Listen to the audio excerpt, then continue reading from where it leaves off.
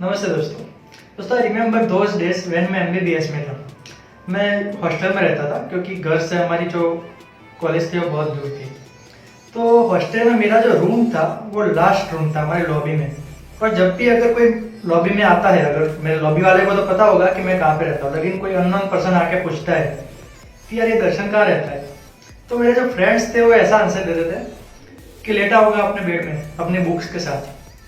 तो ऐसा एक टिपिकली मेरा एक लोगों के दिमाग में एक इमेज बैठी हुई थी कि दर्शन अपने बेड में बुक्स के साथ लेटा रहता है। मैं पढ़ता भी ऐसे लेटे लेटे ही था, कंफर्टेबली अपने को जैसे मुझे अच्छा लगता है वैसे मैं बेड में लेटे लेटे पढ़ता रहता था। अब ये बुक्स के साथ मैं लेटता क्यों था, ऐसे नहीं लेटता था, मुझे कोई आलस नहीं आती थी कि बुक्स को उठा के मैं वहां पे रख दूं अपने कपबोर्ड में। लेकिन इसके कुछ साइंटिफिक फैक्ट्स थे, उसकी वजह से मैं सोता भी था तो बुक्स को अपने आजू बाजू में रख के सोता था हमेशा। और आज मैं आपको बताने वाला हूँ कि क्यों मैं ऐसा करता था और उससे मेरी सक्सेस में, मेरा जो भी ऑल इंडिया में रैंक आया है, सेकंड रैंक, उसमें क्या उसका पार्ट रहा है। अगर इस चैनल पे नए हो तो अपने इस मिशन स्मार्ट वर्ल्ड में ज्वाइन हो जाना, जहाँ पे मैं आपको मैं कैसे सक्सेसफुल बना, मैंने कैसे ऑल इंडिया रैंक 2 अचीव किया, उसके बारे में जो जो सीक्रेट्स है वो बताता रहता हूँ। तो आपको भी पता चलेगा कि सक्सेस के लिए क्या क्या चीज़ें जरूरी होती है जो कि लोग यूजुअली नहीं करते हैं।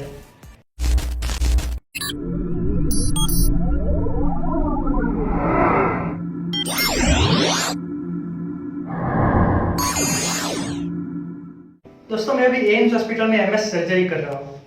तो हमारा जो वार्ड होता है उसमें कुछ कुछ पेशेंट्स होते हैं जिनको फेफड़ों की बीमारी होती है, यानी कि उनका फेफड़ा सिकुड़ गया होता है, या फिर फेफड़ों के आजू बाजू पानी भर गया होता है, या फिर फेफड़े का ऑपरेशन हुआ होता है। तो वो जो पेशेंट्स होते हैं उनका जो फेफड़ा होता है उसको फुलाना बहुत जरूरी होता है, क्योंकि जो नॉर्मल मरीज का जो फेफड़ा होता है वो ऐसा होता है, उसके दोनों फेफड़े फुले हुए होते हैं। जो काले कलर के जो दिख रहे हैं आपको दोनों बाजू में, वो दोनों फेफड़े जो कि नॉर्मल अपना आपका मेरा सबका ऐसा एक्सरे होता है।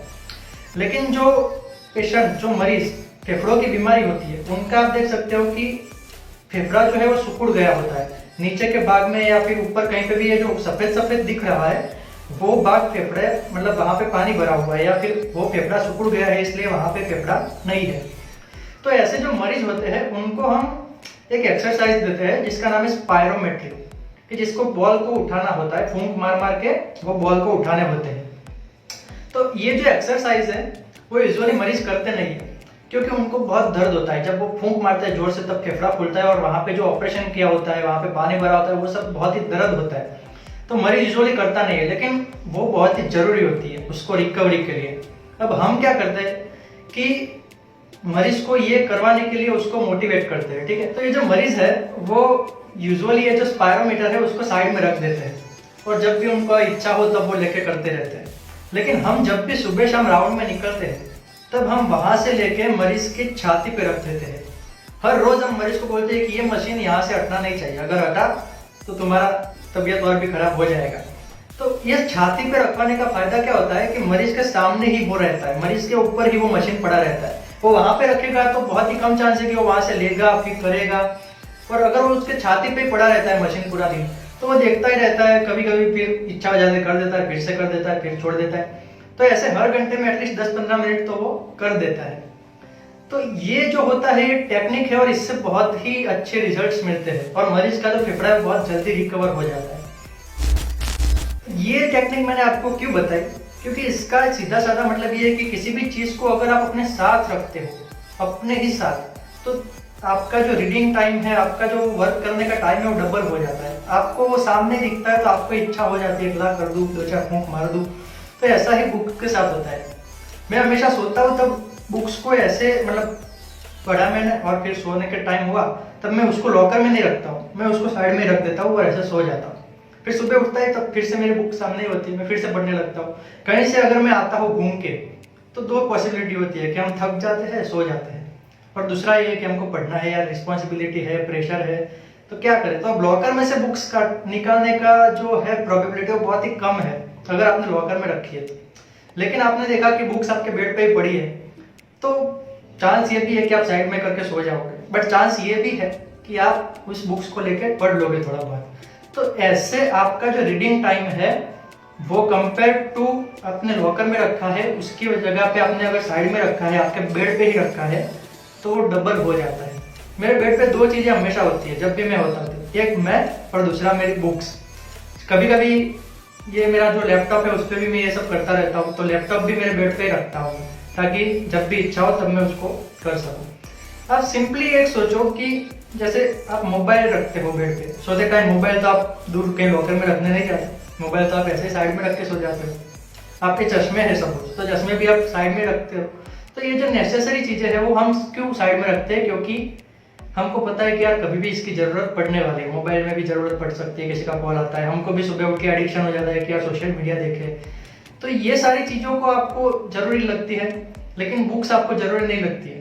तो इनको साइड में रखते हो तो बुक्स को भी साइड में क्यों नहीं रख सकते। अगर आप बुक्स को साइड में रख के सोते हो, आपको इतना अटैचमेंट हो जाता है बुक्स के साथ फिर कि आपका जो रीडिंग टाइम है, आपकी जो एक हैबिट बन जाती है कि आप फिर बुक्स को साथ रख के सोते हो, और जब भी उठते हो, जब भी कहीं से आते हो तो बेड में एक बुक्स पड़ी है, आप उसको खोल के पढ़ने लगते हो बैठे बैठे। तो ये एक छोटा सा मैसेज था मेरा कि जिससे कि आप अपना रीडिंग टाइम या वर्किंग टाइम जो भी आप कर रहे हो उसको बढ़ा सकते हो। आपको जो भी चीज़ पसंद है, आपको जो भी गोल है, उससे अपने आप को घिरे हुए रखो। ऐसे लोग नहीं बोलते कि मैं पॉजिटिव लोगों से घिरा हुआ रहता हूँ, तो मैं बोलता हूँ कि पॉजिटिव चीज़ों से भी घिरे हुए रहो। आपको जिस चीज़ों की ज़रूरत है उन सब चीज़ों को आपके आजू बाजू में उनको रखो, कहीं पे भी जाते हो आप, तो उससे आपका जो काम करने का जो टाइम है वो डबल हो जाता है।